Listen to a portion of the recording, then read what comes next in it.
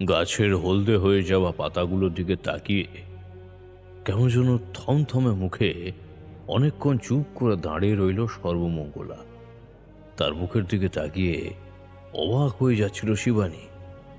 এরপর সে বলল, কি হয়েছে মা ঠাকুরন? গাছের দিকে তাকিয়ে আপনি এমন চুপ করে গেলেন কেন? বিপদ, কোথাও যেন একটা বিপদ হবে বলে মনে হচ্ছে। গাছের দিকে তাকিয়ে দেখ, গাছের পাতা কেমন হলদে হয়ে গেছে। এই জঙ্গলের মাঝে গাছের পাতার রং যখনই বদলে যায় তখনই ও আসে। সর্বমঙ্গলার কথাগুলো কেমন যেন অদ্ভুত। বাইরে অন্ধকার নামতে শুরু করেছে। হ্যারিকেনের আলো নিয়ে এই আশ্রমের পিছনের দিকে ওরা এসেছিল। শিবানী কিন্তু কেমন যেন ভয় পেয়ে গেল। ভয়ার্ত গলায় এসে বলল, সে কি, কে আসে মা ঠাকুরন? আর আপনি কার কথা বলছেন? সর্বমঙ্গলা কোনো কথা বলল না, শুধু গাছের দিকে তাকিয়ে দেখতে থাকলো। শিবানী তাকে সেখান থেকে চলে আসার জন্য বলে, কিন্তু না, কেন জানি না, তবুও সে তাকিয়ে থাকলো সেই গাছের দিকে, আশ্রমের পেছনের দিকটায়। এই আধো অন্ধকারের মৌসুম হয়, শিবানী আর সর্বমঙ্গলা ছাড়া চট করে কেউ আসে না। বড় বড় গাছগুলো কেমন যেন থম মেরে দাঁড়িয়ে থাকে। শিবানী এবার অধৈর্য হয়ে বলল, আর যে দাঁড়িয়ে থাকতে পারি না মা ঠাকুরন, চারপাশে অন্ধকার নামতে শুরু করেছে। এই সময় যে এই জঙ্গলের দিকে আসাটা ভালো নয়, সে কথা তো আপনি জানেন। তুই বুঝতে পারছিস না শিবানী, আমাদের এই আশ্রমের জন্য যে কত বড় বিপদ হতে চলেছে, সে কথা বোঝার মতো ক্ষমতাও তোর নেই। তাহলে ফিরে গিয়ে ঠাকুরকে একবার খবর দেওয়া প্রয়োজন তো। ঠাকুর কিছুই করতে পারবে না। আমাদের এই আশ্রম ছেড়ে চলে যেতে হবে, আর তার জন্য খুব বেশি সময় আমরা পাবো না। এক এক করে এই জঙ্গলের গাছের পাতা যখন তখন রং বদলাবে, ঠিক তখনই। সর্বমঙ্গলা তার কথা শেষ করল না। শিবানী হাতে ধরে থাকা হ্যারিকেনের আলোতে তার মুখটা কেমন যেন ফ্যাকাশে হয়ে গেছে। সর্বমঙ্গলা মৃদু হাসল, তারপর গাছের সেই হলদে হয়ে যাওয়া পাতাগুলোর দিকে তাকিয়ে দেখল, যেন এই অল্প সময়ের মধ্যে গাছটা শুকিয়ে মরে গেছে, তবুও ঠায় দাঁড়িয়ে রয়েছে। শিবানী চোখে না পড়লেও সর্বমঙ্গলা বেশ বুঝতে পারল গাছটার পিছনের দিকে কালো অন্ধকারের মধ্যে কি যেন একটা মাঝে মাঝে নড়ে উঠছে, আর হলদে হয়ে যাওয়া ডালপালার আড়ালে কারা যেন বসে অপেক্ষা করছে সর্বমঙ্গলাকে দেখার জন্য। এখানে সে আর দাঁড়াতে চাইল না। শিবানীকে তাড়া দিয়ে সে বলল, আর এখানে দাঁড়িয়ে থাকতে হবে না, চল চল যাই। তবে খবরদার, এই কথা এখনই আশ্রমের কাউকে বলবি না। আমি যতক্ষণ না বলবো ততক্ষণ নয়। আচ্ছা শিবানী, তুই হুতুম বুড়ার কথা জানিস? শিবানী অবাক হয়ে তাকালো। তার এই কথার প্রত্যুত্তর করে বলল, হুতুম্বুরা? কথাটা উচ্চারণ করে শিবানী কেমন যেন চমকে উঠল। এই কথাটা সে যেন কোথায় শুনেছে, এই আশ্রমেরই কারোর মুখে শুনেছে, কিন্তু কিন্তু না, এখন যেন কিছুতেই সেটা মনে পড়ছে না। ওরা হাঁটতে হাঁটতে আশ্রমের ছোট কুটিরের কাছাকাছি এসে পড়েছিল। এবার সর্বমঙ্গলা পিছনে ঘুরে তাকালো। তার চোখের দৃষ্টি অনুসরণ করে শিবানী পেছনের দিকে তাকাতেই দেখতে পেল দূরে সেই হলদে হয়ে যাওয়া পাতার গাছটার উপরের দিকে কতগুলো কালো কালো ছায়ামূর্তি দেখা যাচ্ছে।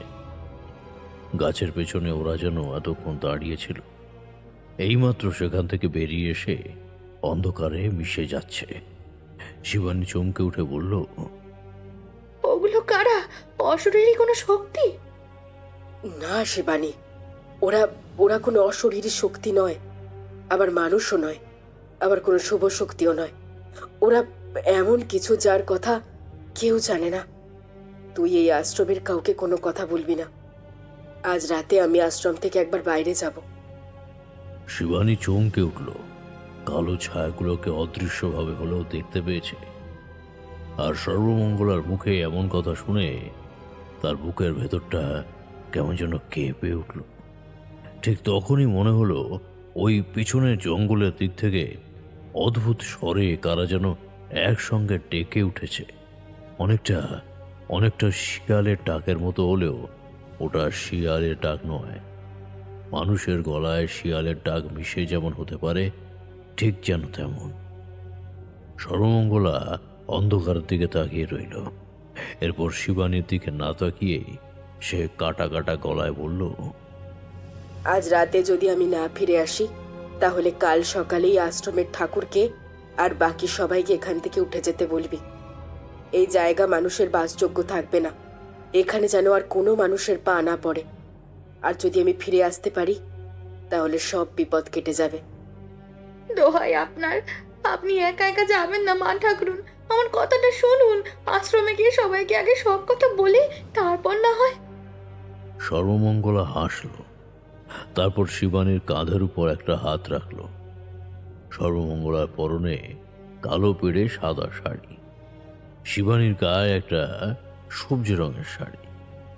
সর্বমঙ্গলার মাথার সমস্ত চুল সাদা হয়ে গেছে, অথচ তার চেহারা এবং গলার স্বরে আশ্চর্য রকমের এক সংযত ভাব রয়েছে। বৃদ্ধাদের মতো গলা বলে মনে হয় না। অনেকে বলে অজানা কোনো কারণেই তার মাথার চুল সাদা হয়েছে। সর্বমঙ্গলা শিবানীর দুই কাঁধের উপর হাত দুটো রেখে বলল, এই আশ্রমের সব থেকে প্রবীণা আমি। এই আশ্রমের ভালোর জন্য যদি আমায় কোনো বিপদের সম্মুখীন হতে হয়, তাহলে আমায় তা করতেই হবে। এ আমার অনুরোধ নয়, এগুলো আমার আদেশ। এক্ষুনি তুই ফিরে যা। কাল সকাল না হওয়া পর্যন্ত এ বিষয়ে কাউকে কোনো কথা বলবি না। এই কথার পর শিবানী আর কিছুই বলতে পারল না। চোখে জল নিয়ে হ্যারিকেনটাকে হাতে ধরে আশ্রমের দিকে এগোতে লাগলো সে। পেছনে তাকিয়ে একবার দেখতে পেল সর্বমঙ্গলা তার কাপড়ের আঁচলটাকে কোমরের কাছে শক্ত করে বেড় দিয়ে গুঁজে ফেলেছে। আর তারপর অন্ধকারের মধ্যে সে হলদে হয়ে যাওয়া গাছটার দিকে এগিয়ে গেল। ততক্ষণে সেই গাছের দিক থেকে অন্ধকারের মধ্যে হুতুম বুড়া আবার ডেকে উঠল, আজ সকাল থেকেই তারানাথের মনটা যেন কেমন হয়ে রয়েছে। সকালে আমি এসে যখন তক্তপোষের উপর বসলাম, তখন দেখলাম সে উদাসভাবে বাইরের দিকে তাকিয়ে কি যেন দেখছে। আমি আজ একটু আগেই চলে এসেছিলাম। কিশোরী আসলে একটু দেরি করে। কিশোরী ঢুকে কিন্তু তারানাথের এমন মুখ দেখে প্রশ্ন করলো, হ্যাঁ, কি ব্যাপার ঠাকুর মশাই, আপনার মুখের অবস্থা এরম কেন আজ? অতীতের অনেক কথা মনে পড়ে যাচ্ছিল বুঝলে। আসলে তোমরা আসার আগেই আজ সকালে একজন এসেছিল আমার গ্রামের দিক থেকে। অতীতের অনেক কথা বলতে বলতে সে অনেক কিছুই বলছিল। সে গ্রাম এখন অনেক বদলে গেছে। আমাদের সময়ের অনেকেই নাকি আজ আর বেঁচে নেই। সেসব নিয়ে কথা বলতে বলতে বুঝতে পারছিলাম। আপনিই তো বলেন অতীতের কথা মনে রাখা ভালো, কিন্তু তাই নিয়ে এভাবে মনে মনে দুঃখ পাওয়া ভালো নয়। অথচ আপনি তো তাই করছেন। হ্যাঁ, আমি অতীতের কথা নিয়ে দুঃখ করছি না। জীবন যে কত দ্রুত বদলে যায়। মাত্র কয়েক বছর আগেই আমি ছিলাম সেই গ্রামে, আর এখন এমনকি যাদের কথা সে বলল, তাদের মধ্যে দু একজনের সঙ্গে আমার কলকাতাতেও দেখা হয়েছিল। বুঝলাম, এ সময় তাকে আর কিছু বলাটা ঠিক নয়। কিশোরীও আর প্রশ্ন করলো না। তক্তপোষের উপর বসে পাসিং শোয়ের প্যাকেটটা তারানাথের দিকে বাড়িয়ে দিতেই সে প্যাকেট থেকে একটা সিগারেট বার করলো। সেটা জ্বালিয়ে বেশ কয়েকবার টান দিয়ে ধোঁয়া ছাড়তে ছাড়তে বাইরের দিকে তাকিয়ে রইল। কিশোরী আবার বলে উঠল, আচ্ছা ঠাকুর মশাই, ভূত প্রেত, অশুভ শক্তি, শুভ শক্তি, এই সব কিছুর বাইরেও তো আরো অনেক কিছু আছে, তাই না? মানে আমি বলতে চাইছি যে ঠিকই বলেছ। আসলে আমাদের এই গোটা পৃথিবীতে এমন অনেক রহস্য আছে যা আমরা এখনো পর্যন্ত কখনোই উদ্ঘাটন করে উঠতে পারিনি। এমনকি তন্ত্রে মন্ত্রে সিদ্ধি লাভ করেও অনেকেই এখনো এসব ব্যাপারে কোনো কিছু বুঝে উঠতে পারেনি। যেমন আমি একবার একটা গ্রামে গিয়েছিলাম। তখন আমার বয়স অনেক কম, দীক্ষাও পর্যন্ত নেইনি তখনও। তা সেই গ্রামে একটি মন্দির আছে। মন্দিরের দরজা সব সময় বন্ধ থাকে। সামান্য কাঠের দরজা। মন্দিরটা পুরোটাই পাথরের তৈরি, শক্ত পাথর। সে পাথরের গায়ে কোনো অস্ত্র চলে না, তাকে ভাঙা যায় না, তেমন কোনো কিছু দিয়ে গুঁড়িয়ে ফেলাও সম্ভব নয়। এমনকি কাঠের সেই দরজাও নাকি খোলা যায় না। অনেক চেষ্টা করে সেখানকার লোকেরা কুড়ুল, কোদাল থেকে শুরু করে আগুন পর্যন্ত লাগিয়ে দেওয়ার চেষ্টা করেছে সেই মন্দিরের দরজার গায়ে, কিন্তু সেখানে কিছুই হয়নি। আর সব থেকে আশ্চর্যের কথা, সেই মন্দিরের দরজার গায়ে যারাই কোনো না কোনোভাবে হাত রেখেছে কিংবা তাকে খোলার চেষ্টা করেছে, তাদের জীবনে নেমে এসেছে দুর্বিষহ কষ্ট। তারানাথের মুখে এমন কথা শুনে আমরা অবাক হয়ে গেলাম। কথাটা বলতে বলতে সে কেমন যেন অন্যমনস্ক হয়ে পড়েছিল। এবারে সে বলল, এই দেখো, কি বলতে গিয়ে কি বলে বসেছি। আসলে এ সমস্ত কথা হঠাৎ করে মনে পড়ে যায় তো, বুঝলে। আচ্ছা, তোমরা হুতুমবুড়া কাকে বলে জানো? কিশোরী আর আমি একসঙ্গে মুখ চাওয়াচাওয়ি করলাম। তারপর কিশোরী বলল, হুতুম বুড়া? এটা আবার কি জিনিস? হুতুমবুড়া হুতুমবুড়া জিনিস নয় এগুলো। কি বলবো তোমাদের, মানে তোমরা তো জানোই, মাঝে মাঝে স্থানীয় কিছু মানুষদের মুখে মুখে এমন কিছু নাম কিংবা এমন কিছু জায়গা ঘুরে ফিরে বেড়ায়, মানে ওই সাধারণভাবে বলতে গেলে আমাদের চেনা জানা দেবদেবী বা অপশক্তিকে বাদ দিলে কোনো কোনো নির্দিষ্ট স্থানের লৌকিক কিংবা স্থানীয় দেবদেবী অথবা অপদেবতা অপদেবীর কথা শোনা যায়। কিন্তু এসবের মাঝেও এমন কিছু থাকে যারা এই দুইয়ের মধ্যে পড়ে না, তার বাইরে কিংবা মাঝামাঝি জায়গায় অবস্থান করে, যারা কখনো কখনো মানুষের ভালো করতে পারে, আবার কখনো কখনো মানুষের এত খারাপ করতে পারে যে সে কথা বলে বোঝানো সম্ভব নয়। এই এমনই একটি নাম হলো হুতুমবুড়া। জীবনে মাত্র একবারই হুতুমবুড়ার সম্মুখীন আমি হয়েছিলাম। তারপরে কখনো সে নামটা আমি এখনো পর্যন্ত অন্য কোথাও শুনিনি। আচ্ছা বেশ, তাহলে সেই কথাই তোমাদের আজ বলি, কেমন? ইহে ছোকরারা, শুনবে তো এই বুড়োর সেই অদ্ভুত ঘটনার কথা? আমার কোনো আপত্তি ছিল না।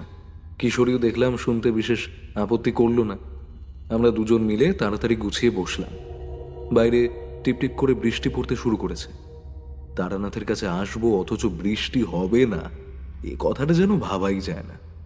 তারানাথ বেশ কিছুক্ষণ চুপ করে রইল। তারপরে যেন পুরো ঘটনাটা মনে মনে সাজিয়ে নিয়ে তারপর বলতে শুরু করলো।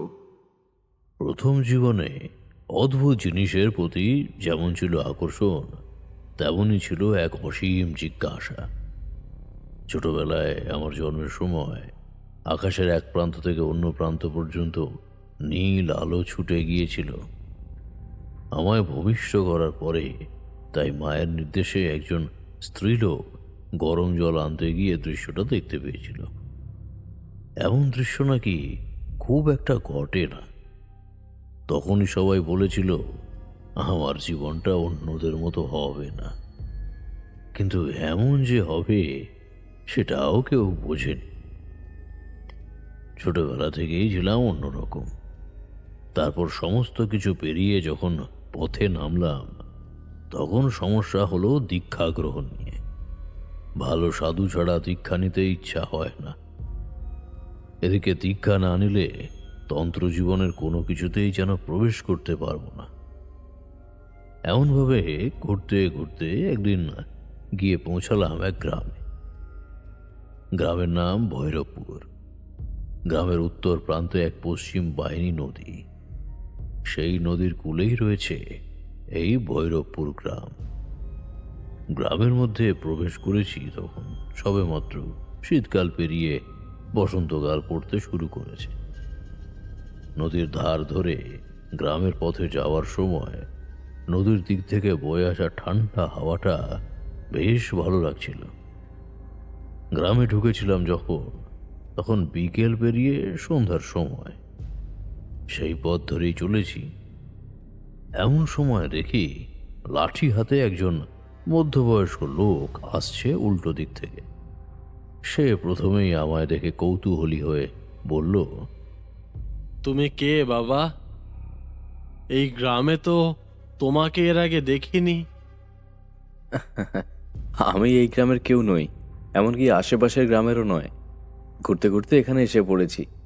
আমি একজন সাধুর খোঁজ করছি। এখানে আশেপাশে কোনো শ্মশান আছে? কোনো সাধু কোথাও আশ্রয় নিয়েছেন, এমন কিছু জানেন আপনি? সাধু? সাধুর কথা তো বলতে পারবো না, তবে তবে পাশের গ্রামে দেখতে পারো। পাশের গ্রাম হলো নিতাইপুর। সেখানে একটা শ্মশান আছে। সেখানে মাঝে মাঝে সাধু এসে আস্তানা বানায়। কিন্তু তোমার বয়স তো অনেক কম বলেই মনে হচ্ছে। তা তা এই বয়সে সাধুর খোঁজ করছো যে? এমন কথা এর আগে অনেক শুনতে হয়েছে, তাই উত্তরটা তৈরি ছিল। কিন্তু সেই রাতে ভৈরবপুর থেকে নিতাইপুর পৌঁছতে পারবো বলে মনে হলো না। অনেক রাত হয়ে যাবে, তাই অনেক ভেবে চিন্তে সেই লোকটিকে বলতেই যাচ্ছিলাম, কিন্তু তার আগেই সে বলল, একটা কাজ করলে কেমন হয়? আজকে রাতটা তুমি না হয় আমার বাড়িতেই থেকে যাও। তারপর কাল যখন সকালে উঠবে তখন নিতাইপুরে চলে যেও। তার কথায় সম্মতি জানালাম। তার সঙ্গে গেলাম তার বাড়িতে। এই বাড়ি যাওয়ার পথেই ডান হাতে পড়লো একটা ফাঁকা জায়গা, অনেকটা ফাঁকা পরিষ্কার জায়গা। তার একদিকে জঙ্গল মতো হয়ে গেছে, তার ভেতরে কি যেন একটা আছে। বিকেল পেরিয়ে তখন সন্ধ্যা নামতে শুরু করেছে। পড়ন্ত আলোয় মনে হলো একটা ছোটখাটো বাড়ি কিংবা মন্দির জাতীয় কিছু রয়েছে। তখন সে ব্যাপারে লোকটাকে কিছু বললাম না। লোকটার নাম ছিল হরিচরণ, হরিচরণ বিশ্বাস। তার বাড়িতে গিয়ে বুঝলাম হরিচরণ একা মানুষ। সে আমায় মুড়ি বাতাসা জল খেতে দিল। খাওয়া দাওয়া শেষ করে আমি মনে মনে স্থির করলাম, ওই যে জায়গাটা দিয়ে এলাম, পাথরের একটা বাড়ির মতো দেখতে পেলাম, মনে হলো ওটার কথা লোকটাকে জিজ্ঞাসা করব ভাবছিলাম। কিন্তু তার আগেই হরিচরণ বলল, মন্দিরের কথা জানতে চাও তো? আমি আগেই বুঝতে পেরেছিলাম তুমি এ ব্যাপারে আমাকে জিজ্ঞেস করবে। এখনো কথা থাক, আগে রান্না বান্না সেরে নি। রাতে খাওয়া দাওয়া হোক, তারপরে না হয় ও কথা বলবো। ওই ব্যাপারে কথা বলতে অনেক সময় লাগবে। কেমন? আমি অবাক হলাম। ওই জায়গার কথা যে তাকে জিজ্ঞাসা করব, সে কি করে বুঝলো? তারপরেই মনে হলো ওই জায়গাটা আমি ভালো করে দেখছিলাম। ভীষণ কৌতূহল হচ্ছিল সেই জায়গাটিকে দেখে। সে দৃষ্টি তার এড়িয়ে যাওয়ার কথা নয়। হরিচরণ রান্না করতে লাগলো, আমি অপেক্ষা করতে লাগলাম। তার রান্না শেষ হলে তার কাছ থেকে ওই জায়গাটার কথা শোনার জন্য। রাতের খাওয়া দাওয়া শেষ করে হরিচরণ আর আমি তার ঘরের বিছানার একপাশে বসলাম। আবহাওয়া খুব বেশি ঠান্ডা বা গরম কোনোটাই নয়। তখন বসন্তকাল। বসন্তকালে গ্রাম বাংলার চেহারা সম্পূর্ণরূপে বদলে যায়। শীতকাল পেরিয়ে বসন্তকাল এলে এমনটাই হয়। বাইরে থেকে মৃদু ঠান্ডা হাওয়া মাঝে মাঝে জানালা দিয়ে ঘরে এসে ঢুকছে। হরিচরণ ঘরের ভিতর হ্যারিকেনটার আলো বাড়িয়ে রেখেছে। তার আলোয় গোটা ঘরটাই দেখা যায়। এমন সময় বললাম, আচ্ছা, আপনি কি বলছিলেন তখন? আপনাদের এই গ্রামের ওই মন্দির, ওটার ব্যাপারে কি যেন বলবেন বলেছিলেন? হরিচরণ চোখ খুলে কিছুক্ষণ চেয়ে রইল আমার দিকে। তারপর চোখ বন্ধ করে বাইরে জানালার দিকে মুখটা ঘোরালো। যেন মনে হলো ওই অবস্থাতেই ভালো করে কিছু মনে করে নেওয়ার চেষ্টা করছে সে। অনেকক্ষণ হরিচরণ তাই করল। তারপর আমার দিকে তাকিয়ে বলতে শুরু করলো তাদের এই ভৈরবপুর গ্রামের ওই জঙ্গুলে মন্দিরের কথা। আর তারপর সেই কথাগুলো সে তার মতো করেই বলেছিল। আমি তোমাদের আমার মতো করেই বলছি। ভৈরবপুরে হরিচরণের গ্রামটা আগে ছিল অন্যরকম। যে জঙ্গল আমি দেখেছিলাম তার সামনের দিকটা ছিল পরিষ্কার পরিচ্ছন্ন। এই মন্দির এবং তার চারপাশটা ঘিরে গড়ে উঠেছিল এক আশ্রম। আশ্রমেই থাকতো আমার বয়সী বেশ কিছু সন্ন্যাসী, সাধক, যারা আমার মতোই সাধনা করত। তবে আমি তখনও সাধনা শুরু করিনি। সেই সন্ন্যাসীরা কিন্তু সাধনা করত, আর তাদের জন্য সেখানে ছোট ছোট কয়েকটা কুঁড়ে ঘর তৈরি করা হয়েছিল। জঙ্গলের দিকটা ফাঁকা ছিল, সেখানেই তারা সাধনায় মগ্ন থাকত। ওখানে হাতে গোনা 5 জন সন্ন্যাসী এবং 3 জন স্ত্রীলোক ছিল। তার মধ্যে একজন একসময় সন্ন্যাসিনী ছিলেন। তিনি পরবর্তীকালে সব কিছু ছেড়ে সংসার জীবন ধারণ করলেও পরে বিধবা হয়ে যান এবং তারপরে এই আশ্রমে এসে যোগ দেন। আর 2 জন ছিল সকলের ভাই ফরমাস খাটা টুকিটাকি কাজকর্ম করার জন্য লোক। এদের মধ্যে সবার প্রধান ছিল একজন, তার নাম কেউ জানে না। তাকে সবাই ঠাকুর বলে ডাকত। এই ছিল এই আশ্রমের ব্যবস্থা। আশ্রমের সঙ্গে গ্রামের সংযোগ ভালোই ছিল। গ্রামের লোকেরা আশ্রমে যেত নানা কারণে। আপদে বিপদে পড়লে তো বটেই, আশ্রমের সাধুরাও যেমন গ্রামের লোকেদের সাহায্য করত, তেমন গ্রামের লোকেদের উপরে ভরসা করে চলত আশ্রমের সাধুদের জীবন। এমনভাবে একদিন সকালে হঠাৎ করে আশ্রম থেকে সেই ঠাকুর চলে আসে গ্রামের মোড়লের বাড়িতে। এই গ্রামের মোড়ল তখন অন্য একজন, হরিচরণ বয়স তখন অনেক কম। ঠাকুর মোড়লের বাড়িতে গিয়ে প্রবেশ করে বলল, মোড়ল মশাই, এক বিশেষ প্রয়োজনেই আমার এখানে আসতে হয়েছে। আজ থেকে 7 দিনের মধ্যেই ভৈরবপুরের গোটা গ্রামকে আপনারা খালি করে দিতে হবে, না হলে গ্রামের লোকেদের বড় বিপদ হবে। বিপদটা ঠিক কি তা এই মুহূর্তে আমি বলতে পারবো না, তাতে হিতে বিপরীতে হয়ে যায়। শুধু এইটুকুই বলতে পারি, আপনাদের হাতে 7 দিনের মতো সময় আছে।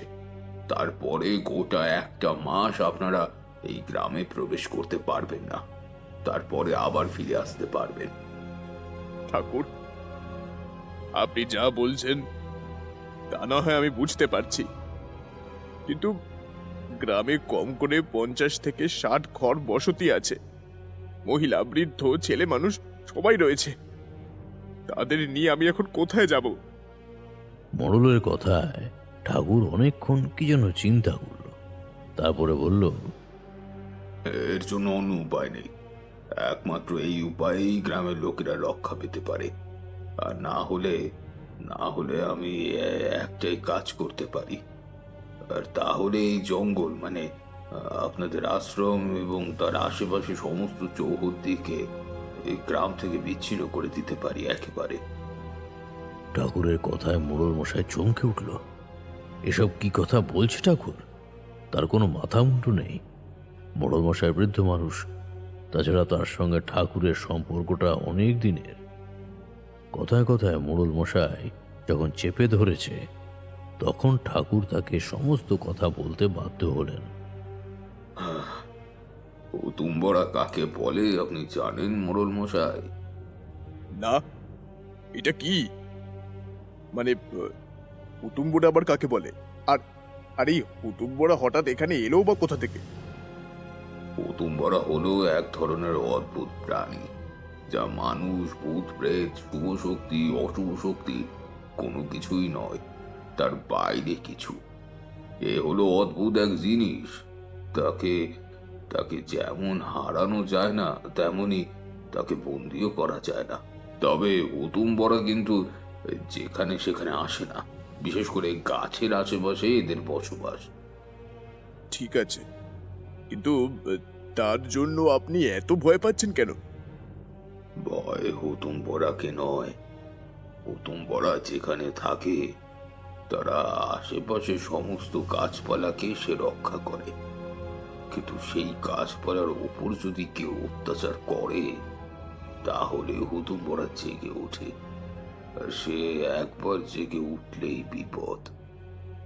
এইবার মোড়ল মশাই সবকিছুই বুঝতে পারছিলেন, কারণ এই ভৈরবপুর গ্রামের লোকেরা তখন ওই জঙ্গলের ভেতরে গাছ কেটে তাদের জীবিকা নির্বাহ করে।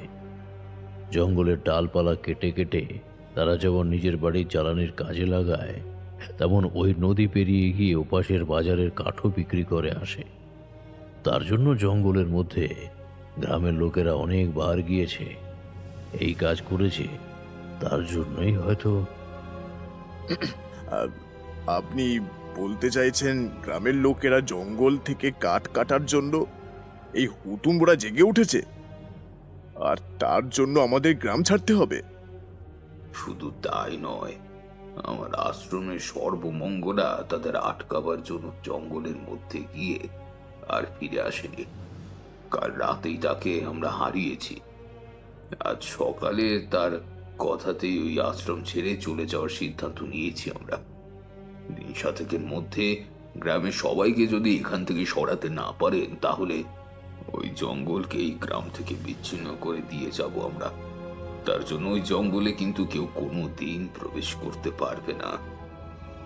মোড়ল মশাই অনেকক্ষণ ভাবলেন। এই অদ্ভুত বিপদ থেকে বাঁচার মতো কোনো উপায় তার হাতে নেই। তাছাড়া সন্ন্যাসীর দল 7 দিনের মধ্যে জঙ্গল এবং আশ্রম ছেড়ে চলে যাবে। কিছু উপায়ান্তর না দেখে তিনি বললেন, কিন্তু আপনার এই আশ্রম যদি না থাকে, তাহলে গ্রামের লোকেদের বাঁচাবার জন্য তো আমরা কিছুই করতে পারবো না। তার চেয়ে বরং আপনি জঙ্গলই বেঁধে দিন। মোড়ল মশাইয়ের কথায় ঠাকুর তাই করল।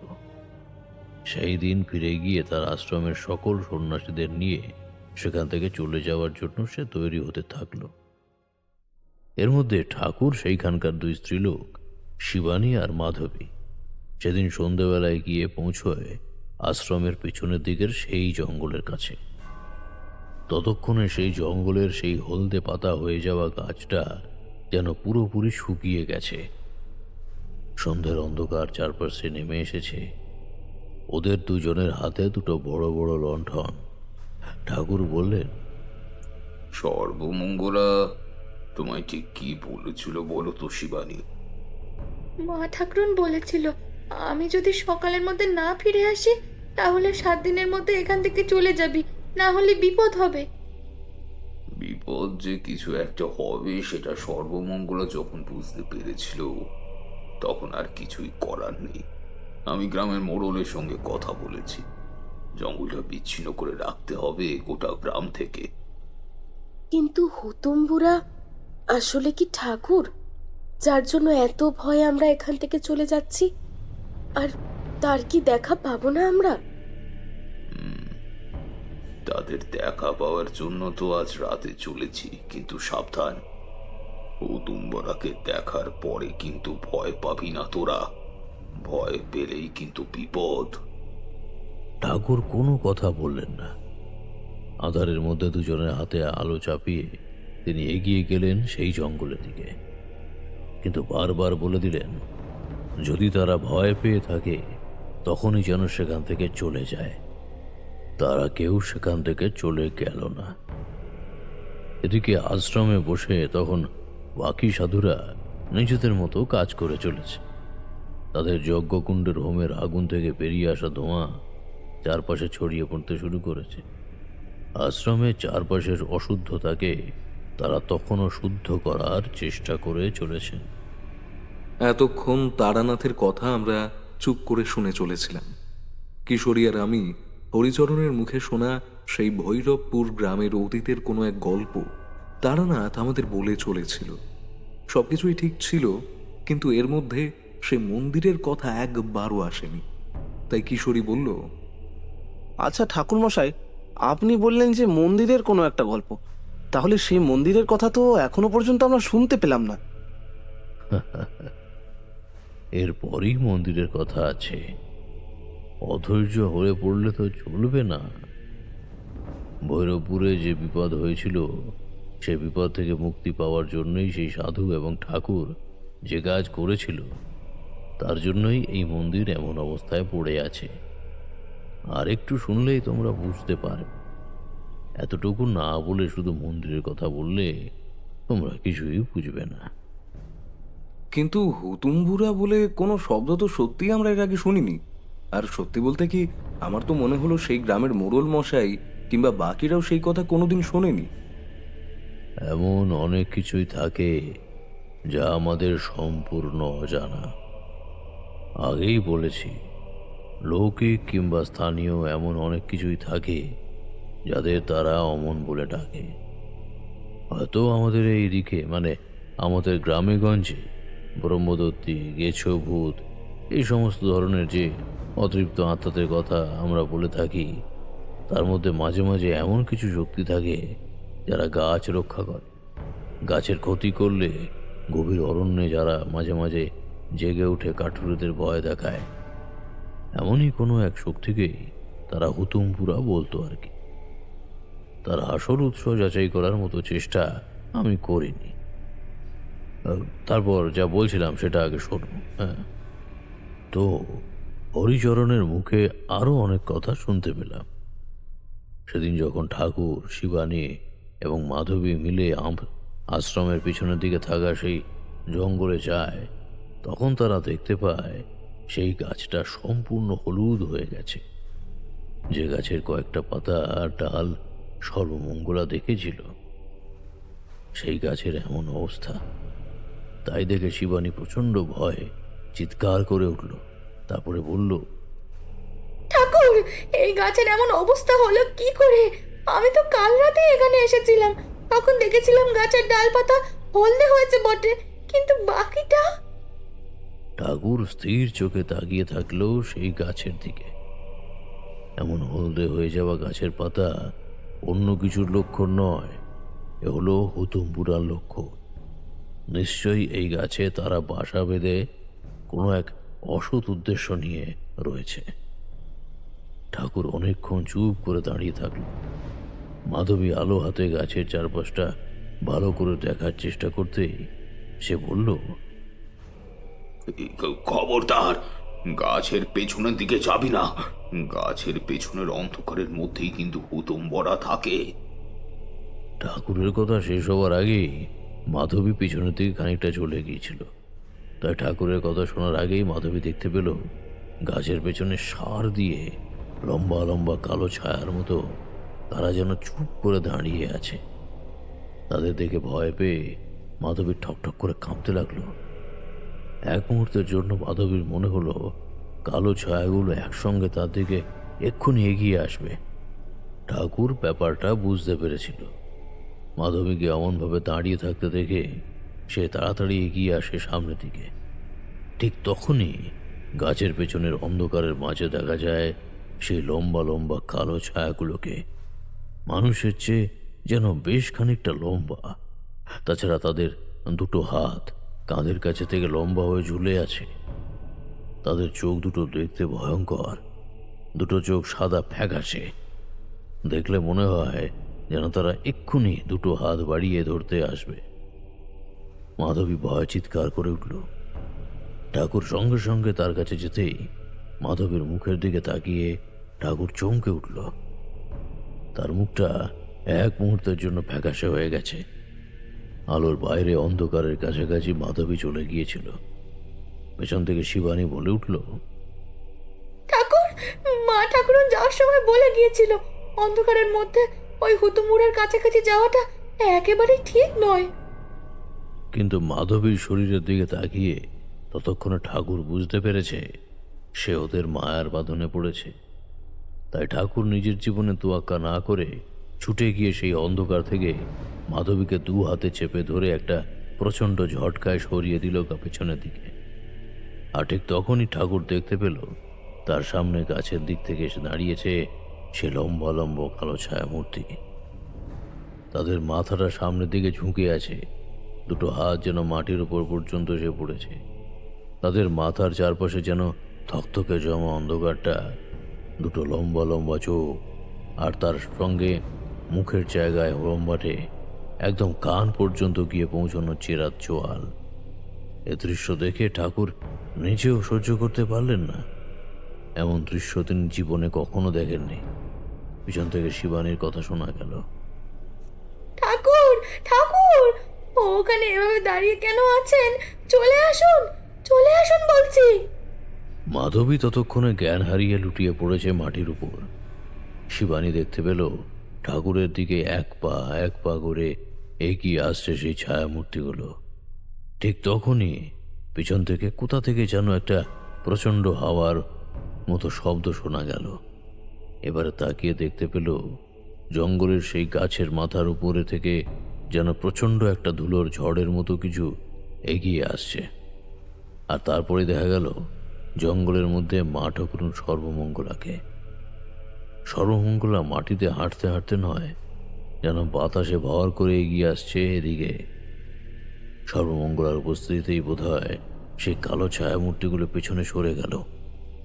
ঠাকুর তখন পাথরের মতো দাঁড়িয়ে রয়েছে এক জায়গায়।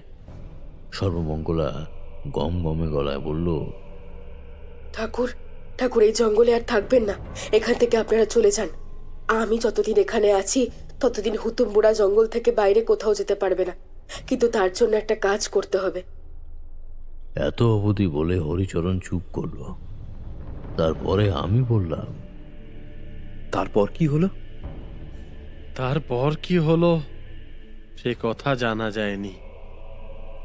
এই সমস্ত কথা আসলে শিবানীর মাধ্যমেই গ্রামের লোকেরা জানতে পেরেছিল। গ্রাম ছেড়ে সাধু ঠাকুর সবাই চলে যাওয়ার আগে শিবানী গ্রামের কয়েকজনকে এই কথা বলেছিল। এরপরে বাকি কয়েকটা দিন ওই সাধুরা ওইখানেই ছিল। ঠাকুর, শিবানী, মাধবী সবাই বেরিয়ে এসে আশ্রয় নিয়েছিল গ্রামের মোড়ল মশাইয়ের বাড়িতে। আর ওই 3 দিন ওই মন্দিরের ভেতরেই কাটিয়েছিল ঠাকুর মশাই। তারপরে মন্দিরের দরজা বন্ধ হয়ে যায়। এই দরজা আজ পর্যন্ত কেউ খুলতে পারেনি। তাহলে জঙ্গলে আসলে কি হয়েছে এবং মন্দিরে আসলে কি আছে সে কথা কেউ জানে না। এরপর ওই জঙ্গলে গ্রামের লোকেদের যাওয়া বারণ।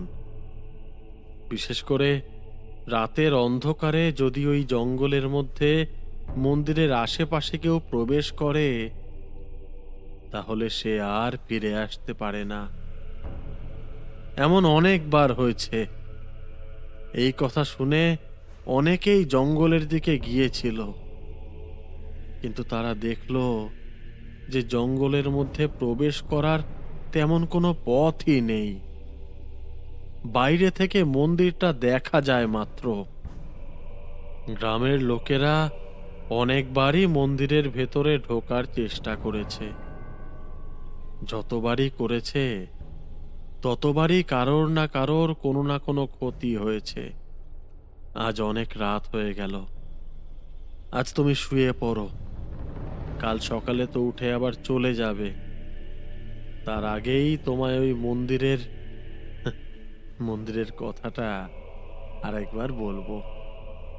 তার মানে ওই মন্দির আর ওই ভৈরবপুর গ্রামের ওই জায়গা নিয়ে একটা অসুবিধা ছিল, তাই তো? কিন্তু মন্দিরের ব্যাপারে তেমন কিছুই জানা গেল না। তার মানে কি গ্রামের লোকেরা মন্দিরের ব্যাপারে কোনো কিছুই জানে না?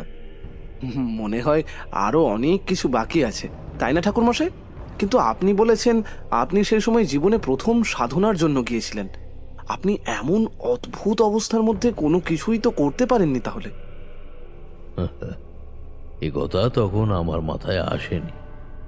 ওই মন্দিরে আসলে এমন কিছু অদ্ভুত ব্যাপার ঘটেছিল।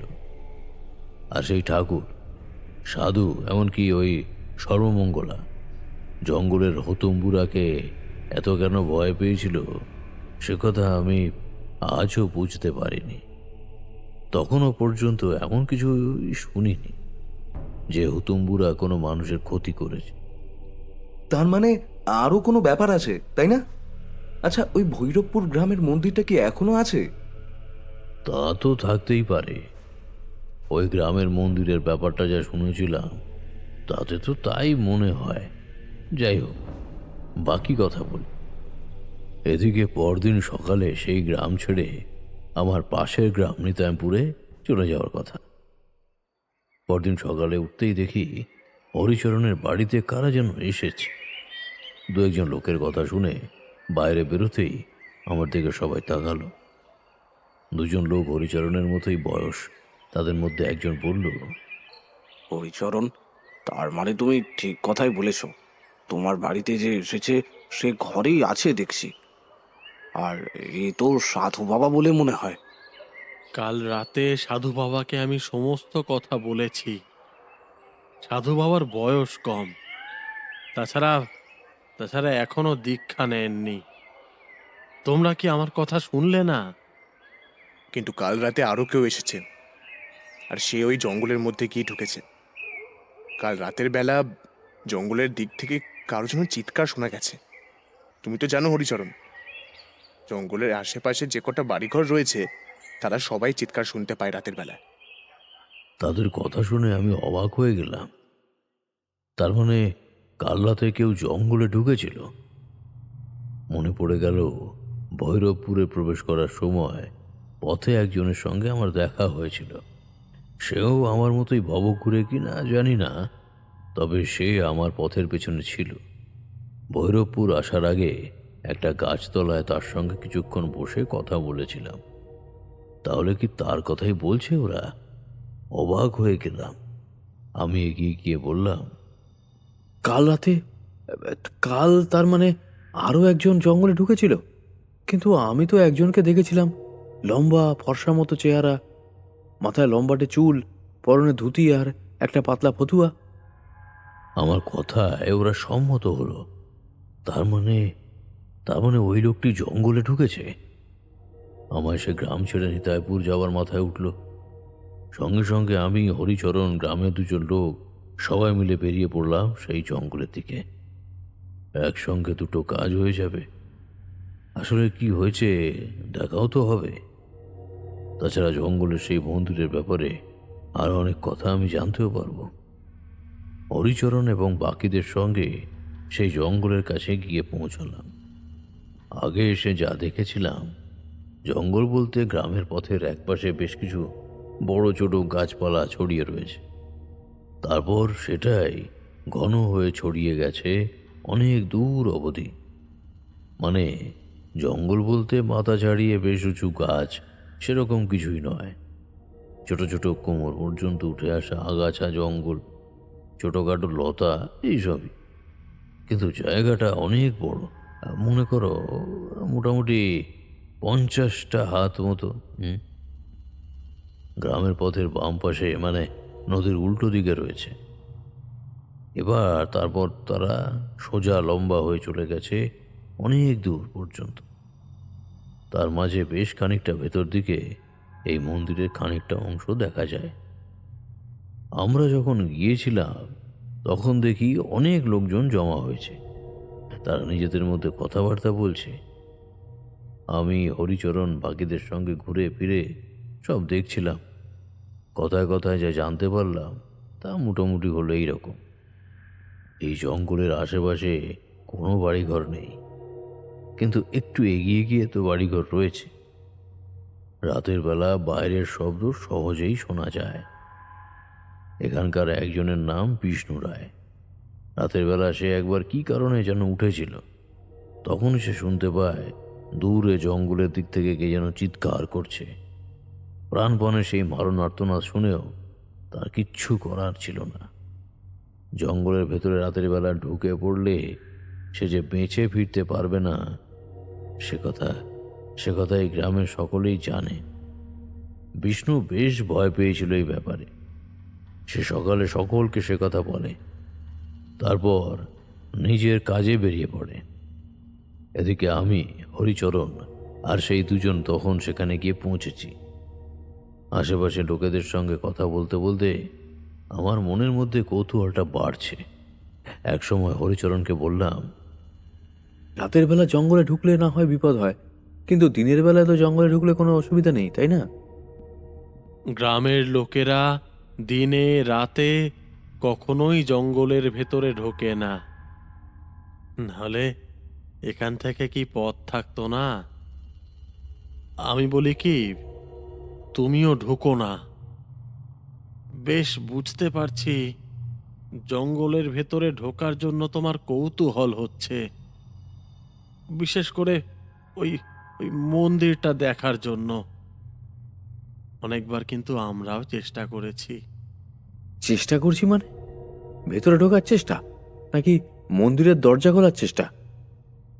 যখন ওই আশ্রম ছিল তখন ওই পাথরের মন্দিরটা ছিল পেছনের দিকে। মন্দিরের ভেতরে আশ্রমের লোকেরাই প্রবেশ করত, কিন্তু যখন আশ্রমের লোকেরা এখান থেকে চলে গেল, গ্রামের লোকেরা মন্দিরের ভেতরে প্রবেশ করার চেষ্টা করলো। সে কথা তুমি বিশ্বাস করবে না। মন্দিরের দরজা আর কেউ খুলতে পারলো না। আরে হরিচরণ, সেই কথাটা বলো। ওই যে দরজায় আগুন লাগিয়ে দেওয়ার চেষ্টা করেছিল, তার কি হয়েছিল? একজন দরজায় আগুন লাগিয়ে দেওয়ার চেষ্টা করেছিল, সেবার বর্ষার সময়। এমনিতেই সামনের দিকের জঙ্গলটা আর কারোর তেমন কোনো কাজে লাগে না, কিন্তু কিন্তু এই জায়গা পেরিয়ে ভেতরের দিকে গেলে বড় বড় গাছ রয়েছে। আমাদের এই ভৈরবপুরের লোকেরা আগে সেই গাছ কেটে তারপর সেই কাঠ ওই নদী পেরিয়ে ওপারে বাজারে বিক্রি করে আসতো। নিজেরাও জ্বালানির কাজে ব্যবহার করত। কিন্তু কিন্তু ওই যে বললাম, জঙ্গলের সমস্যাটা শুরু হয়েছিল এই গাছ কাটা নিয়েই। কিন্তু অনেক বছর পর লোকেরা ভাবলো এসব আর কিছুই হবে না। তখন আমাদেরও বয়স বেড়েছে। আজ থেকে 5-6 বছর আগের কথা বলছি। এরপর আর এই মন্দির নিয়ে কেউ তেমন মাথা ব্যথা করেনি। কিন্তু বছর 5 আগে আমাদের গ্রামেরই কয়েকজন এই মন্দিরের দরজা ভাঙার জন্য প্রাণপণ চেষ্টা করতে থাকে। এবারে যা হয়েছিল সে কথা আমি তোমাকে বলে বোঝাতে পারবো না। এরপর হরিচরণ আর গ্রামের সেই দুইজন লোক মিলে 5-6 বছর আগে ঘটে যাওয়া সেই ঘটনার কথা বলতে লাগলো। তারা ঠিক যেমন ভাবে বলেছিল আমিও তেমনভাবেই বলছি। গ্রামের বেশ কয়েকজন লোক মিলে জঙ্গলের মধ্যে গিয়ে সেদিন প্রবেশ করেছিল। তাদের মধ্যে ছিল আমাদের গ্রামের রতন আর নিতাইপুর গ্রামের ভবানী। তারা দুজনেই ছিল চোর। ওর বাড়ি থেকে এটা ওটা চুরি করত। তারাই কয়েকজন লোককে কিভাবে যেন নিয়ে আসে সেখানে। অনেকে বারণ করেছিল, কিন্তু ওরা মন্দিরের কাঠের দরজার ওপর কুরুল আর ভারী হাতুড়ি দিয়ে আঘাত করতে থাকে। চিৎকার করে বলে, এই মন্দিরে কিছুই নেই। ওই সাধুর দল আমাদের বোকা বানিয়ে, গ্রামের লোকেদের বোকা বানিয়ে এখান থেকে চলে গেছে। আর আমরা বোকার মতন ওই জঙ্গলের গাছ না কেটে চুপচাপ বসে আছি। ঠিকই তো বলেছিস। রাতের বেলা হয়তো শিয়াল টিয়ালের দল এখানে ঘোরাঘুরি করে, তাই রাতে কেউ ঢুকলে তাকে অমনভাবে টেনে নিয়ে যায়। দিনের বেলা চিন্তা কিসের? হ্যাঁ, ওই দরজা আজকেই ভাঙবো। দরজা ভাঙার অনেক চেষ্টা ওরা করে, কিন্তু কিন্তু আশ্চর্য, পলকা সাধারণ কাঠের দরজা, অথচ এত কিছুর পরেও কিছুই হয় না। এমনকি এমনকি তার গায়ে একটা চিরও পর্যন্ত ধরে না।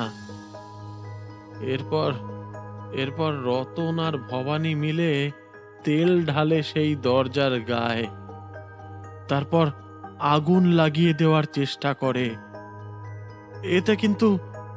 এতে কিন্তু গ্রামের বাকি লোকেরা একেবারে ভয় সিঁটিয়ে যায়। আরে ভয়ের কিছু নেই। আমার তো মনে হয় ওই মন্দিরের ভেতরে অনেক দামি কিছু লুকিয়ে রাখা আছে, তার জন্যই কাউকে মন্দিরের দরজা খুলতে বারণ করছে। এত চেষ্টা করেও ওরা কিন্তু মন্দিরের দরজা খুলতে পারে না। আর তার পরের দিন সকালবেলা ভবানী আর রতনের আগুনে পোড়া মৃতদেহ খুঁজে পাওয়া যায় তাদেরই বাড়িতে, ঘরের মধ্যে। অথচ আশ্চর্যের ব্যাপার, তাদের ঘরে আগুনের আর কোনো চিহ্ন মাত্র ছিল না। হরিচরণের কথায় আমি আশ্চর্য হয়ে যাই। এসব কি বলছে সে? আগুনে পুড়ে দুটো মানুষ একেবারে কয়লার মতো ছাই হয়ে গেছে, অথচ তাদের ঘরে আলাদা করে কোনো আগুনের চিহ্ন মাত্র নেই। তার কথায় কিন্তু আশেপাশের লোকেরাও সম্মতি জানায়। 5 বছর আগেকার কথা তারা কেউ ভোলেনি। কিন্তু বুঝতে পারছিলাম এমনি এমনি এই গ্রামের লোকেরা জঙ্গল আর মন্দিরকে এত ভয় পায় না। এমন একটা ঘটনা যখন সবার চোখের সামনে ঘটে গেছে, সেখানে তো মিথ্যা বলার কিছু নেই। অবাক হতে লাগলাম। এই মন্দির, হুতুমপুরা, এই সব কিছু যেন একে একে মাথার ভেতর জমা হতে লাগলো। বারবার মনে হতে লাগলো ওই মন্দিরে এমন কিছু একটা রহস্য আছে যা আসলেই অদ্ভুত, আর তা উদ্ধার করার মতো ক্ষমতা আমার নেই।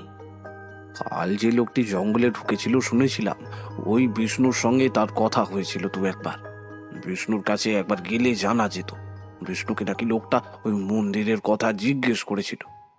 ও, তার মানে সবকিছু জেনে শুনেই সে ওই জঙ্গলে যায়। হুঁ, আর কি করা যাবে? ওর মৃতদেহ খুঁজে পাওয়া যাবে না। দিনের বেলা জঙ্গলে ঢুকে মৃতদেহ খুঁজে দেখবে এমন সাহস কারণ নেই। আমি ঢুকবো, দিনের বেলা তো কোনো বিপদ নেই। আহা, আহ, কেন শুধু শুধু আমাদের কথা অমান্য করে ভেতরে ঢুকতে চাইছো? আহ, দিনের বেলা জঙ্গলে কোনো ক্ষতি হয় না, সে কথা ঠিক, কিন্তু কিন্তু মন্দিরের কাছাকাছি গেলে কিছু একটা হয়।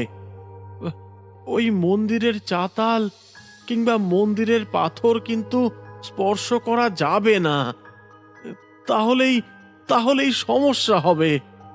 আর আর আর গ্রামের লোকেরা কেউ ঢুকতে দেবে না তোমায়। হরিচরণের চোখে মুখে অস্পষ্ট একটা বিরক্তির ছাপ দেখতে পেলাম। বেশ বুঝতে পারলাম সে আমার কথায় রাজি হবে না। আশেপাশের লোকেরাও আমার কথায় কেমন যেন বিরক্ত চোখে আমার দিকেই তাকিয়ে দেখছে। প্রথমেই বলা দরকার, তখন আমার বয়স কম, পরনে গেরুয়া বসন থাকলেও দীক্ষা পর্যন্ত নেইনি, তাই গ্রামের লোকেরা আমার মান্যিগণ্যি খুব একটা করতো না। ধীরে ধীরে একসময় সবাই চলে গেল।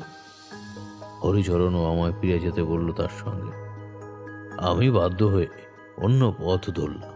বললাম, না, তোমরা ঠিকই বলেছ। এত বিপদ যখন ওই জঙ্গলে আর মন্দিরে রয়েছে, তাহলে সেখানে না যাওয়াই ভালো। আমি বরং নিতাইপুর চলে যাই। হরিচরণ আমায় গ্রামের সীমানা পর্যন্ত পৌঁছে দিয়ে গেল। নিতাইপুর যাওয়ার পথে আমায় এগিয়ে দিয়ে বলল, খবরদার, খবরদার, জঙ্গলে কিন্তু ঢোকার চেষ্টা করো না। তোমার মনে যে ভীষণ কৌতূহল জাগ্রত হয়েছে তা আমি বুঝতে পেরেছি। তোমার চোখেই তা বোঝা যাচ্ছে। তোমার বয়স কম, মনের ইচ্ছে অমূলক হতে পারে না। আমি উত্তর করলাম না, সোজা নিতাইপুরের দিকে রওনা দিয়ে দিলাম। সমস্ত কথাগুলো মাথার ভেতরে ঘুরছিল। দুজনের অদ্ভুত অপমৃত্যু, জঙ্গলের ভেতরে রাতের বেলা মৃত্যু চিৎকার, আর ওই হুতুম্বুরা, এমনকি রহস্যময় সেই মন্দিরের দরজা না খোলার ব্যাপারটা। কাঠে কখনো আগুন জ্বলে না, এমনটা আবার হয় নাকি? এসবই ভাবতে ভাবতে প্রায় বিকেলের দিকে নিতাইপুরে গিয়ে পৌঁছলাম। না, ভুল বললাম, বিকেলের দিকে ওই পথে ধরে আবার ফিরে এলাম এই ভৈরবপুর গ্রামের ওই জঙ্গলের কাছাকাছি, যাতে কেউ আমায় দেখতে না পায়। এমনভাবে সুযোগ বুঝে জঙ্গল পেরিয়ে ভেতরে ঢুকে পড়লাম। কিন্তু জঙ্গল পেরিয়ে ভেতরে ঢোকার সঙ্গে সঙ্গে কিন্তু একটা অদ্ভুত অনুভূতি হলো। এতক্ষণ ধরে বলা তারানাথের কথাগুলো এক মনে শুনে চলেছিলাম আমরা, কিন্তু এইবার যেন হঠাৎ করে মনে হলো কিছু একটা হতে চলেছে। তারানাথের গল্প শোনার সময় যতবারই দেখেছি এমনভাবে সে অনেক কিছু বলে গেছে, সেই গল্পের শেষের দিকে কিছু একটা হয়েছে, এমন কিছু যেটা একটা আশ্চর্য। আমরা তৈরি হয়ে রুদ্ধশ্বাসে অপেক্ষা করতে লাগলাম। তারানাথ বলতে লাগলো, জঙ্গলের ভেতরে প্রবেশ করার সঙ্গে সঙ্গে যেন মনে হলো গ্রাম ছাড়িয়ে অন্য একটা জায়গায় এসে পড়েছি। জঙ্গলের উচ্চতা খুব বেশি নয়, কোমর পর্যন্ত। সেখান থেকে হাঁটতে হাঁটতে সামনের দিকে এগোতেই বুঝতে পারলাম যেখানে মন্দিরটা আছে তার পিছনের দিকে সেই বড় বড় গাছগুলো শুরু হয়েছে। আসল জঙ্গল এখানে নয়, ওখান থেকে শুরু হয়েছে। গাছগুলো যেন একে অপরের সঙ্গে আষ্টে পৃষ্ঠে জড়িয়ে রয়েছে। কিভাবে যে সেগুলো পেরিয়ে গ্রামের পথের দিকে নজর রেখে সেই মন্দিরের কাছাকাছি গিয়ে পৌঁছেছিলাম তা আমিই জানি। মন্দিরের চারপাশের খানিকটা জায়গা কিন্তু ফাঁকা। মন্দিরের গায়ে বট অশ্বত্থের চারা জন্মেছে। লতানে গাছগুলো এখান থেকে ওখান থেকে উঠতে শুরু করেছে। মন্দিরটা বেশি বড় নয়, কালো পাথরের তৈরি। প্রায় 7-8 জন মানুষ পাশাপাশি গোল করে দাঁড়িয়ে হাত দিয়ে বের করে ধরতে পারবে। সামনে ছোট চাতাল, কাঠের একটা দরজা, পুরনো দরজাটা। কাঠের গায়ে কালচে কালচে দাগ, আগুন দিয়ে যে সবসময় এটাকে পোড়ানোর চেষ্টা হয়েছিল সেই দাগ স্পষ্ট। মন্দিরের চাতালটার উপর পা রাখতে যাব, ঠিক এমন সময় মনে হলো কানের কাছে কে যেন বলে উঠল, এখন নয়, এখন নয়। স্পষ্ট যেন একটা মেয়েলি গলার কণ্ঠস্বর আমি শুনতে পেলাম। পিছনে ফিরতেই মনে হলো ঠান্ডা একটা হাওয়া আমার পিছনে কানের পাশ থেকে একপাশে সরে গিয়ে মিলিয়ে গেল।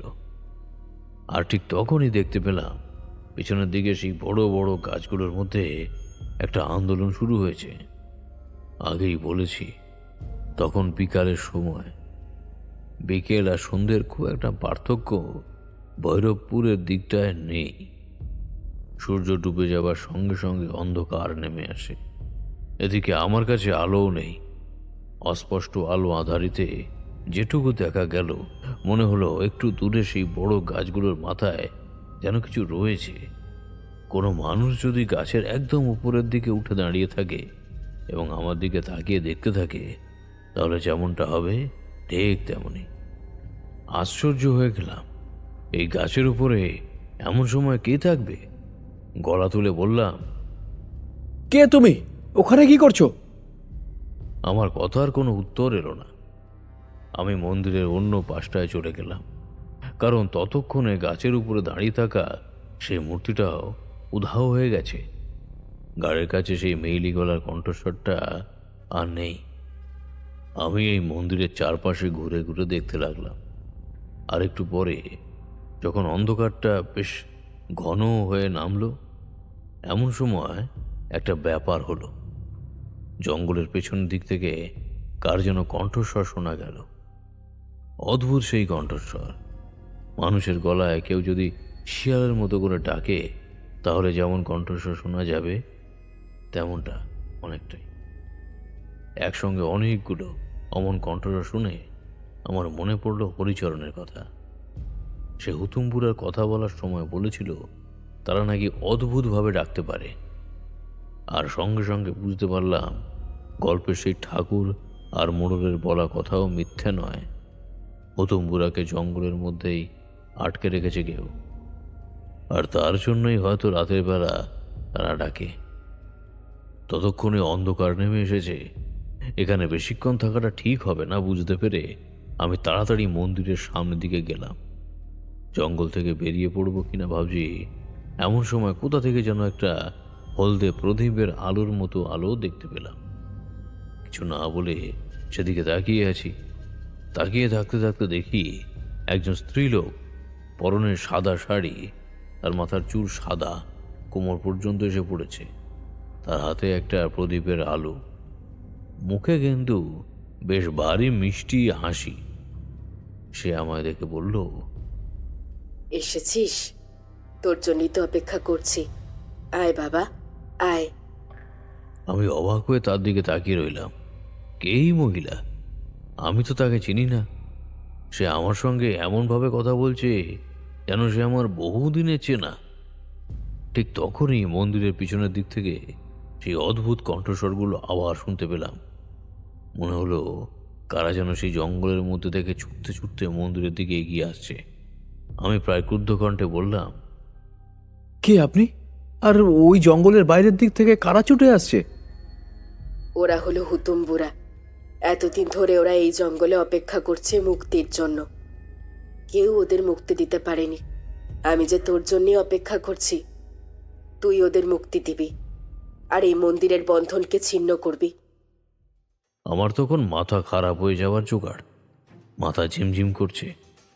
ততক্ষণে সেই গাছগুলো পেরিয়ে জঙ্গলের কোমর সমান উঁচু জায়গাটা থেকে এগিয়ে আসছে কালো কালো ছায়ামূর্তিগুলো।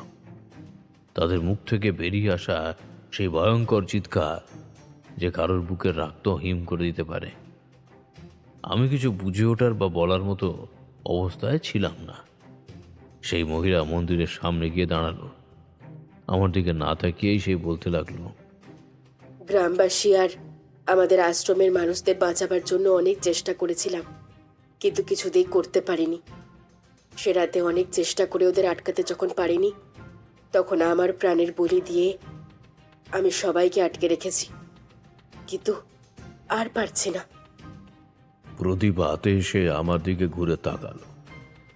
তাকিয়ে দেখলাম তার মুখের চেহারাটা বদলে গেছে। এক কঙ্কাল সাহার ছায়ামূর্তি দাঁড়িয়ে রয়েছে মন্দিরের চাতালে আমার সামনে। বাকি সবকিছু একই রকম আছে, শুধু শুধু তার চেহারাটা বদলে গেছে, শুকনো খটখটে এক নর কঙ্কালে। ওদিকে হুতুমবুড়া ততক্ষণে মন্দিরের কাছাকাছি এসে পড়েছে। তাদের সেই প্রচণ্ড রাগ আর তার সঙ্গে থরথর করে কাঁপতে থাকা মাটির শব্দে আমার পায়ের তলা থেকে যেন মাটি সরে যাচ্ছে।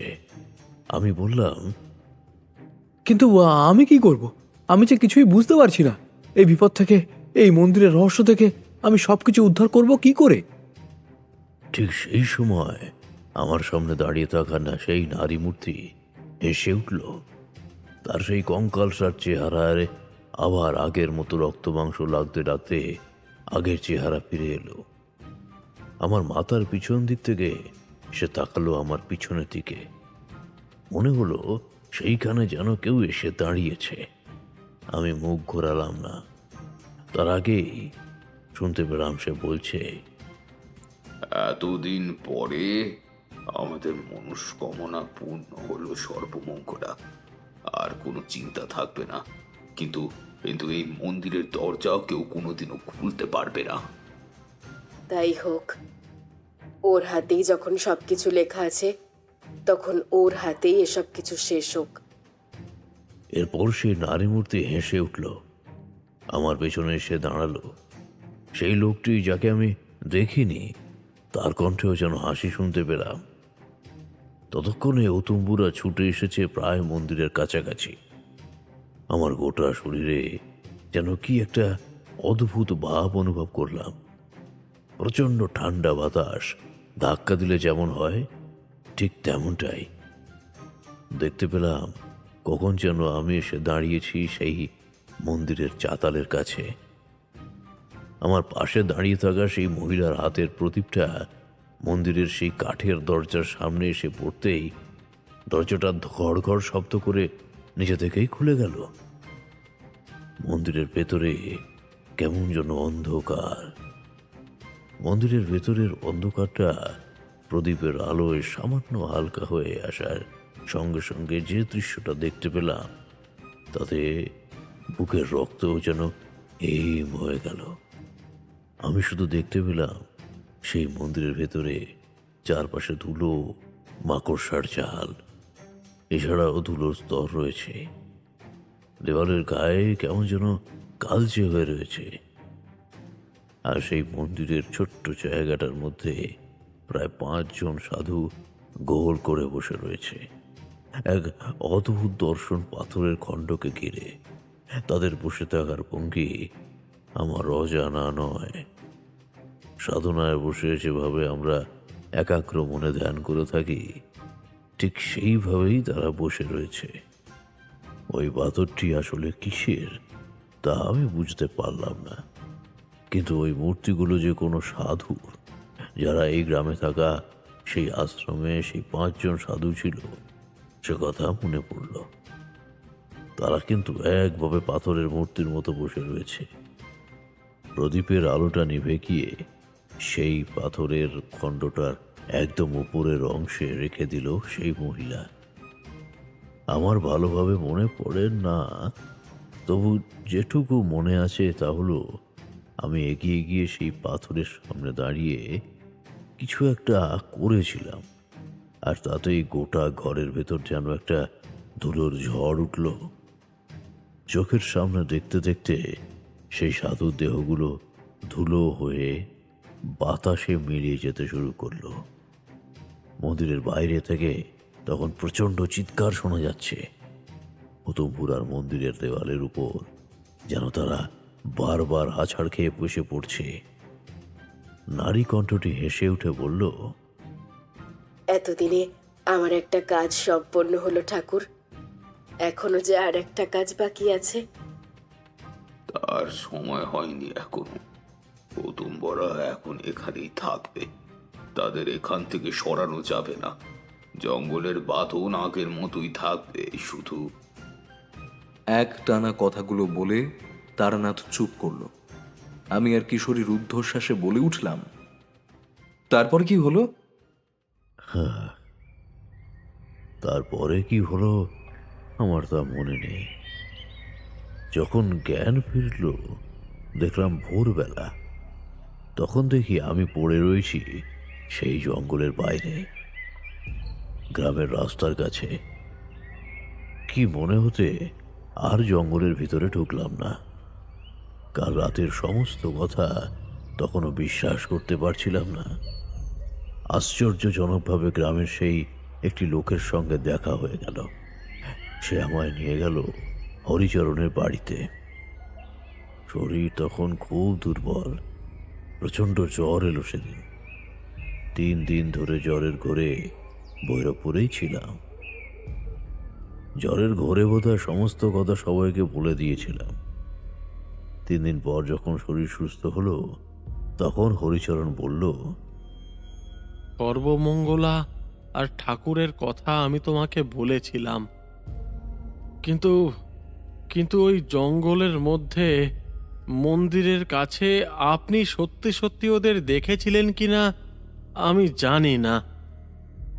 মন্দিরে কি হয়েছে সে কথাও আমাদের জানা নেই, কিন্তু কিন্তু আপনার কথা যদি সত্যি হয়, তাহলে ঠাকুর, এমনকি সাধু, কেউই ওই আশ্রম ছেড়ে অন্য কোথাও যায়নি।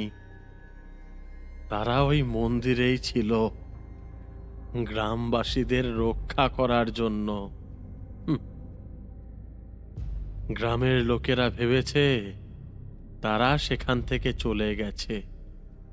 হয়তো সেইখানেই গ্রামবাসীদের জন্য সাধনা করতে করতে তাদের অমন প্রস্তর সমাধি হয়েছিল। হরিচরণ যা বলেছিল সে কথা সত্যি হতে পারে, আবার মিথ্যেও হতে পারে। সে রাতে এই জঙ্গলের মধ্যে মন্দিরের কাছে আমি যা দেখেছিলাম তার সব কিছু আমি নিজেও বিশ্বাস করতে পারিনি। প্রথমপুর আগে আমি নিজের চোখে দেখিনি, শুধু দেখেছিলাম কালো কালো কতগুলো লম্বা ছায়ামূর্তি। তাদের বড় বড় হাতগুলো মাটির কাছ পর্যন্ত এসে পড়ে। সাদা লম্বাটে চোখ আর অদ্ভুত হাঁ করা মুখ। সে মুখের ভেতরে যে কোনো জিনিস পর্যন্ত প্রবেশ করতে পারে।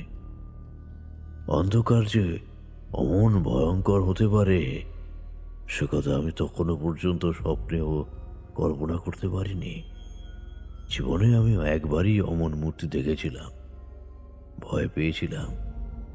জীবনে অনেক বেশি অদ্ভুত মূর্তি দেখেছি, কিন্তু ওই রকম মূর্তিকে একবারই দেখেছিলাম। তারা মন্দির পর্যন্ত এসেছিল, কিন্তু কিন্তু তারপরে আর তাদের চিহ্ন খুঁজে পাওয়া যায়নি। পরদিন সকালে সত্যি সেখান থেকে বেরিয়ে আমি নিতাইপুর চলে গিয়েছিলাম। তবে যাওয়ার আগে আর একবার হরিচরণকে সঙ্গে নিয়ে সাহস করে সেই জঙ্গলের ভেতরে মন্দিরের কাছে পৌঁছেছিলাম। কেন জানি না, তবে সেদিন একটা আশ্চর্য ব্যাপার দেখতে পেয়েছিলাম। মন্দিরের দরজায় সেই কালো দাগটা নেই, তার বদলে পুরনো কাঠের দরজাটা স্থির হয়ে দাঁড়িয়ে আছে। মন্দিরের গায়ের সেই বট অশ্বত্থের শিকড়গুলোও নেই। এমনকি মন্দিরের আশেপাশের বেশ খানিকটা জায়গা গোল করে পরিষ্কার হয়ে গেছে, যেন সেইখানে কোনো গাছ ডালপালা কখনোই ছিল না। আশ্চর্য হয়ে হরিচরণ বলেছিল, আশ্চর্য, মন্দিরের চারপাশটা যেন কারা পরিষ্কার করেছে বলে মনে হচ্ছে। কিন্তু কিন্তু এইখানে তো এমন কেউ থাকে না। সঙ্গে সঙ্গে মনে পড়ে গেল কাল রাতের সেই 5 সাধু শরীর ধুলো হয়ে হাওয়ায় মিলিয়ে গিয়েছিল। তখন সেই মহিলা এবং সেই পুরুষ কণ্ঠ হেসেছিল। তাহলে কি সত্যি সত্যি এইখানে অদৃশ্য সেই সাধুর দল এবং ঠাকুর আর তার সঙ্গে সর্বমঙ্গলা রয়ে গেছে? তারা কি আসলেই এই জঙ্গলের মধ্যে থেকে হুতমপুরাকে রক্ষা করছে, নাকি হুতমপুরার হাত থেকে রক্ষা করছে এই ভৈরবপুর গ্রামকে?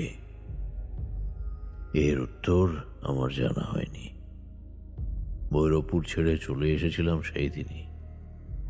শুধু বুঝতে পেরেছিলাম আমার সঙ্গে ওই মন্দির, সর্বমঙ্গলা, ঠাকুর, এমনকি হুতমপুরার কোনো একটা যোগাযোগ ছিল, যেটা এখন ছিন্ন হয়ে গেল।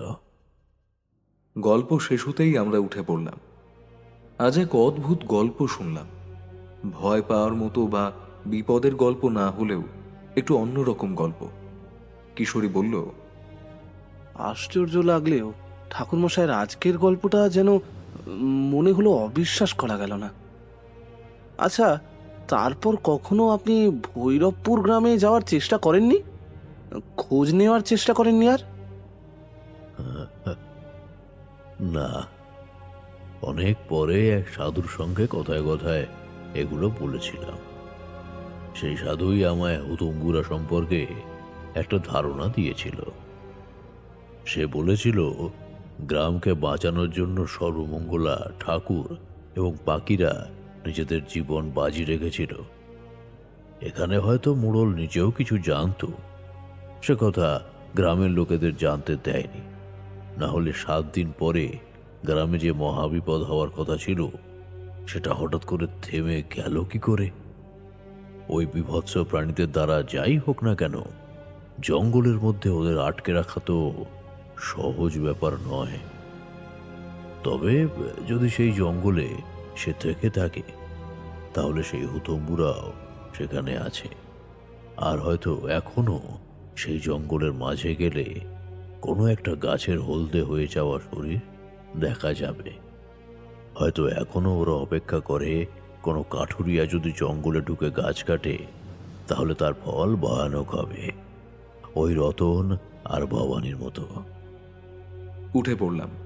বৃষ্টিটাও কমে এসেছে, আর বেশি দেরি করা ঠিক হবে না। পথে নেমে কিশোরীকে বললাম, প্রকৃতির রক্ষা করতে অনেকেই আছে, এমন কথা মাঝে মাঝেই অনেক জায়গায় শোনা যায়। তারানাথ হয়তো তেমনই একটা কথা আমাদের বলল। কিন্তু এই হুতুম বুড়ার ব্যাপারটা সত্যিই অদ্ভুত। তাকে নিয়ে গোটা ঘটনা, অথচ তাকে গল্পের বেশিরভাগটাই দেখাই যায়নি, তাই না? কিন্তু আশ্চর্য ব্যাপারটা হলো, সেই লোকটি কে ছিল বলতো? ঠাকুর, মানে সেই গ্রামের সেই ঠাকুর যে আশ্রমের প্রধান ছিল। তাহলে সে কি তারানাথের মধ্যে প্রবেশ করে মন্দিরের ভেতর গিয়েছিল? কিন্তু কেন? তাহলে তারানাথের জন্মের সঙ্গে ওই মন্দিরের সেই ঠাকুরের আর সর্বমঙ্গলার সম্পর্ক কি? আমি উত্তর করলাম না, মনে মনে বললাম, কারণ তারানাথ নিজেই তো বলে অনেক সময় এমন কিছুই লেখা থাকে যা হয়ে যায়, তার সম্পর্কে খুব বেশি জানতে নেই। আমরা বেরিয়ে হাঁটতে লাগলাম ট্রাম রাস্তার দিকে। ভাগ্য ভালো থাকলে এক্ষুনি ট্রাম পাবো, না হলে অপেক্ষা করতে হবে।